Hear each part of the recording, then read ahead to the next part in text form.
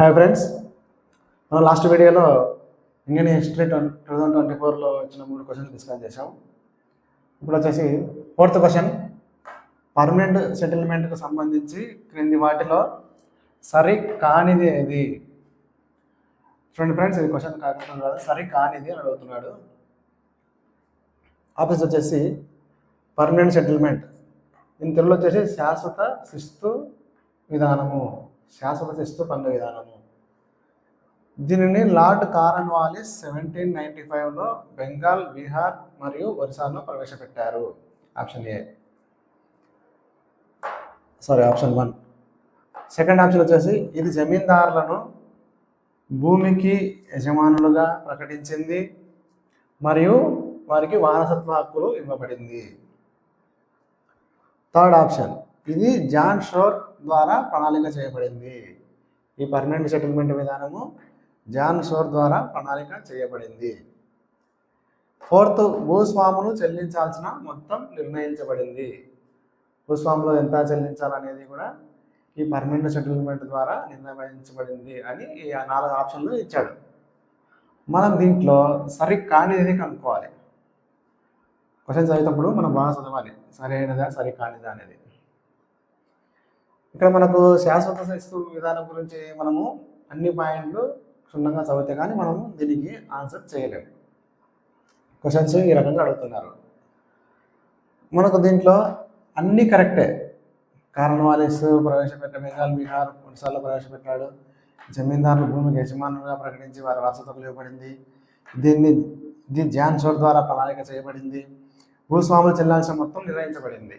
మనకి ఎగ్జామ్లో చూస్తే మనకు ఆ టెన్షన్లో అన్నీ కరెక్ట్గా అనిపిస్తాయి, కానీ ఇక్కడ ఈ యొక్క ఇయర్ మాత్రం తప్పించాడు. 1795 అనేది రాంగ్. యాక్చువల్గా ఇది పర్మనెంట్ సెటిల్మెంట్ 1793. చూడండి మన క్వశ్చన్ ఎంత టఫ్ ఇస్తున్నాడు. మనం ఆ ఇయర్ గుర్తుంటే కానీ ఇది తప్పు అనేది దాంట్లో ఐడెంటిఫై చేయలేము. ఓకేనా ఫ్రెండ్స్? యాక్చువల్గా ఇది తప్పు, ఇది కరెక్ట్. ఈ క్వశ్చన్లో ఇది కరెక్ట్. యాక్చువల్గా పర్మనెంట్ సెటిల్మెంట్ పద్ధతిలో ఇది సరి కాదు. మనకి ఈ క్వశ్చన్లో వచ్చేటప్పటికి ఇది రైట్ ఆన్సర్. నెక్స్ట్, క్రింది ఏ చట్టం ద్వారా గవర్నర్ జనరల్ ఆఫ్ బెంగాల్ను భారత గవర్నర్ జనరల్గా నియమించారు? చూడండి, ఇవి యాక్ట్స్.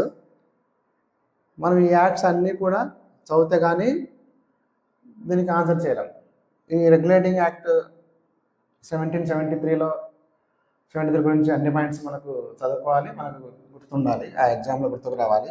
చార్టర్ చట్టం 1833, భారత ప్రభుత్వ చట్టం 1858, భారత ప్రభుత్వ చట్టం 1935. వీటన్నింటి గురించి మనము తెలిస్తే మనం ఏ చట్టం ద్వారా గవర్నర్ జనరల్ ఆఫ్ బెంగాల్ను భారత గవర్నర్ మార్చాలనేది మనం ఆన్సర్ చేయగలము.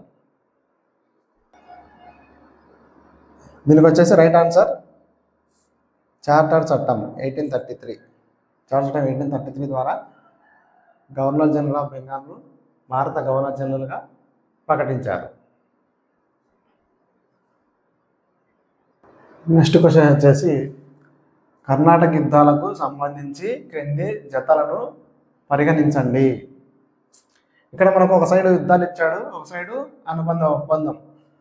ఆ యుద్ధాలు జరిగినప్పుడు మనకు ఆ యుద్ధాలు కొన్ని ఒప్పందాలతో ముగిశాయి. ఓకేనా ఫ్రెండ్స్?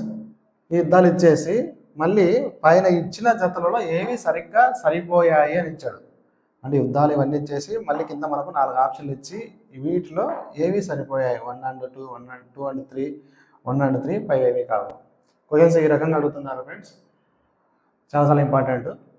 మనకి ఇప్పుడు ఈ యుద్ధాల గురించి మనము క్లియర్గా చదివి ఉండాలి. ఆ యుద్ధాలు ఎవరెవరి మధ్య జరిగాయి, ఆ యుద్ధాలు ఏ సంవత్సరంలో జరిగాయి, ఏ ఒప్పందం ద్వారా ముగిశాయి, ఆ యుద్ధంలో ఏమేమి జరిగాయి అనేటివి మనం క్లియర్గా చదవాలి. చదివితే కానీ మనం ఈ క్వశ్చన్కు ఆన్సర్ చేయలేము అన్నమాట. మొదటి చూడండి, మొదటి కర్ణాటక యుద్ధము ఎక్స్లా చేపల ఒప్పందం అని ఇచ్చాడు. రెండవ కర్ణాటక యుద్ధము యాండవ ఒప్పందం అని ఇచ్చాడు. మూడవ కర్ణాటక యుద్ధము ప్యారిస్ ఒప్పందం అని ఇచ్చాడు. మన ఇక్కడ మొదటి కర్ణాటక యుద్ధము ఓకే, ఎక్స్లా ఒప్పందం ద్వారా ఆగిపోయింది, ఇది కరెక్ట్. రెండవ కర్ణాటక యుద్ధము యాండవ ఒప్పందం అని ఇచ్చాడు, యాక్చువల్గా ఇది తప్పు. ఇది పాండిచేరి ఒప్పందం. పాండిచేరి ఒప్పందం ద్వారా ఈ యుద్ధం ముగిసింది. మూడవ కర్ణాటక యుద్ధం ప్యారిస్ ఒప్పందం అని ఇచ్చాడు, ఇది కూడా కరెక్ట్. ఇప్పుడు మనకు ఇవి ఏది సరిగ్గా సరిపోయాయి అన్నాడు. 1 and 3, 1 and 3, ఆప్షన్ 3 ఇది కరెక్ట్. ఈ రకంగా అడుగుతున్నాడు. మనం దీనికి తగ్గట్టుగా మనము బిట్స్ కూడా ప్రాక్టీస్ చేయాలి, టాపిక్స్ కూడా అలాగే కంప్లీట్గా చదవాలి. ప్రతి యుద్ధం గురించి కంప్లీట్గా చదివితే మనం నెంబర్ ఆఫ్ రివిజన్స్ చేస్తే ఇలాంటి క్వశ్చన్స్కు ఆన్సర్ చేయగలం. నెక్స్ట్ క్వశ్చన్ వచ్చేసి 7th, క్రింది జతలలో ఏది సరిగ్గా సరిపోల్చలేదు.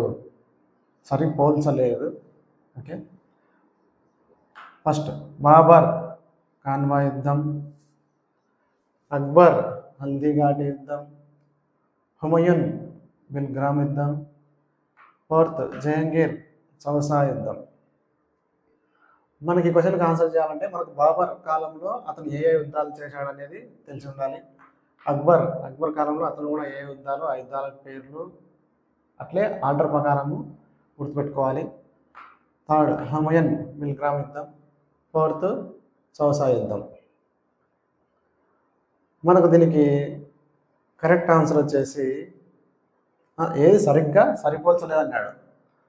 అంటే అతను చేసిన యుద్ధాల్లో ఒకటి రాంగ్ ఉంటుంది, దాన్ని మనం ఐడెంటిఫై చేయాలి. ఏది తప్పు ఉందో కనుక్కోవాలి. బాబర్ కాన్వా యుద్ధం చేశాడు, ఇది కరెక్ట్. అక్బర్ హల్దీఘాటి యుద్ధం చేశాడు, ఇది కూడా కరెక్ట్. హుమయూన్ బిల్గ్రామ్ యుద్ధం చేశాడు, ఇది కరెక్ట్. జహంగీర్ చౌసా యుద్ధం ఇది రాంగ్, ఇది సరిగ్గా సరిపోల్చలేదు. ఇది కూడా చేసింది హుమయూనే.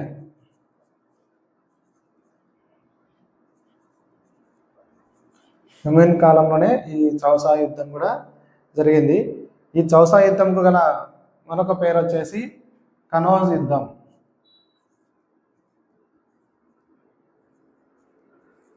కనౌజ్.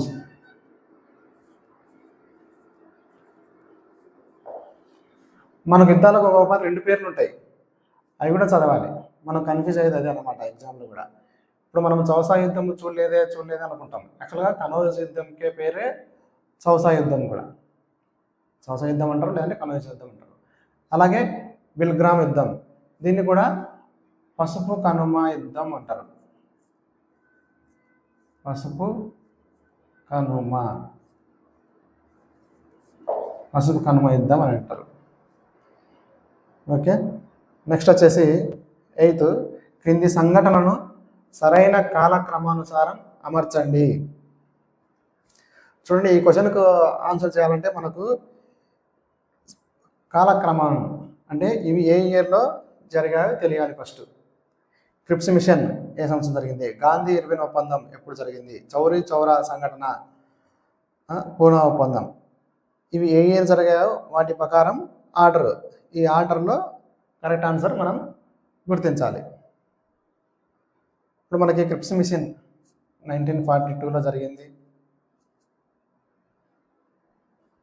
గాంధీ ఇర్విన్ ఒప్పందం 1931లో జరిగింది, నెక్స్ట్ పూనా ఒప్పందం 1932లో జరిగింది, ఈ చౌరీ చౌరా సంఘటన 1922. మనకి ఇవి ఏ ఇయర్ జరిగాయి అనేది మనకు గుర్తుంటే ఎగ్జామ్లో మనం వీటికి ఆన్సర్ చేస్తాం. కాలక్రమానుసారం ఫస్ట్ ఏది జరిగింది, చౌరీ చౌరీ సంఘటన, ఫస్ట్ 3. నెక్స్ట్ అప్పుడు ఆప్షన్లు పెట్టేసి మనకు ఫస్ట్ 3 ఏది ఉందో దాన్ని బట్టి మనం ఆన్సర్ చేయొచ్చు. ఇది మనకు కరెక్ట్ ఆన్సర్. 1922 చౌరీ చౌరా సంఘటన, నెక్స్ట్ 1931 గాంధీ ఇర్విన్ ఒప్పందం, సెకండ్. నెక్స్ట్ పూనా ఒప్పందం 1932, లాస్ట్ వచ్చేసి క్రిప్స్ మిషన్. ఇది ఇయర్స్ గురించి అడిగాడు. ఈ క్వశ్చన్ వచ్చేసి మనకు ఇండియన్ మోడర్న్ హిస్టరీలోది. ఈ యుద్ధాల గురించి అడిగాడు. ఇది వచ్చేసి మనకు మిడిల్ లెవెల్ హిస్టరీ, యుద్ధాలలో గురించి. మనం ఇందాక ప్రీవియస్ క్వశ్చన్లో యుద్ధాల గురించి చూసాము, అందులోంచి క్వశ్చన్ అడిగాడు.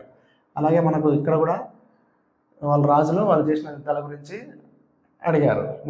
మొఘల్స్ ఏ యుద్ధాలు చేశారు దాని గురించి అడిగాడు. ఐదు క్వశ్చన్ వచ్చేసి కేరళలో ప్రారంభమైన వైకోమ్ సత్యాగ్రహం దేనికి సంబంధించినది? వైకోమ్ సత్యాగ్రహం దేనికి సంబంధించినది? ఆప్షన్స్: 1 బాల కార్మికుల నిర్మూలనకు సంబంధించినది, 2 ఆలయ ప్రవేశ ఉద్యమం కోసం, 3 మహిళా విముక్తి కోసం, 4 వైష్ణవ ఉద్యమం. యాక్చువల్గా కేరళలో ప్రారంభమైన వైకోమ్ సత్యాగ్రహం అనేది ఆలయ ప్రవేశం కొరకు జరిగిన ఉద్యమం. నెక్స్ట్ 10th గోవా డామన్ డయ్యు పోర్చుగీసు పాలన నుండి విముక్తి చేయడానికి భారత సాయుధ దళాలు చేసిన ఆపరేషన్ కోడ్ పేరేమిటి? Okay, options: operation Kiran, operation Vijay, operation Rajiv, 4th operation Pavan. దీనికి వచ్చేసి సెకండ్ ఆప్షన్ ఆపరేషన్ విజయ్. మనకు తెలుసు గోవా డామన్ డయ్యూను పోర్చుగీస్ నుంచి మన వాళ్ళు చేశారు. అలాగే మన వాళ్ళు మన హైదరాబాద్ రాష్ట్రం కూడా సపరేట్ ఉన్నప్పుడు పోలీస్ చర్య ద్వారా దాన్ని మన పటేల్ గారు మనలో విలీనం చేశారు. ఓకే ఫ్రెండ్స్, మనం ఇప్పటి వరకు 10 క్వశ్చన్లు చూసాము. మనకి ఇండియన్ హిస్టరీలో 30 బిట్స్ ఉంటాయి. రిమైనింగ్ క్వశ్చన్స్ కూడా నెక్స్ట్ వీడియోలో చూద్దాము.